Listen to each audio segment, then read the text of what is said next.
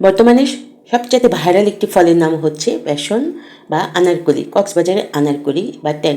এই ফলটির নাম অনেকদিন যাবত শুনছিলাম। ফলের প্রায় 3 বছর আগে যে গাছটি লাগিয়েছি, দেখুন ফুল এসেছে, প্রচুর ফুল গত বছর এসেছে, এবছরও এসেছে, কিন্তু দুর্ভাগ্য ফলটিকে নেই।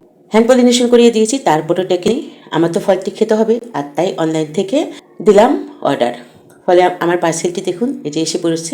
এখন আমি খুলে দেখব ভেতরে ওরা কেমন কোয়ালিটির ফল দিয়েছে। এই যে দেখুন এই ফলগুলো ওরা দিয়েছে, ছোট বড় মিলিয়ে লাস্ট সিজন, যার জন্য প্রিমিয়াম কোয়ালিটি পাইনি। এখান থেকে একটি ফল নিয়ে আমি কেটে এখন দেখাবো এর ভেতরের কোয়ালিটিটা কেমন। এই যে দেখুন ভেতরটা এরকম, ভেতরটা পাকা এবং খেতে অসম্ভব মজা, খুব টক কিন্তু অন্যরকম একটা ফ্লেভার।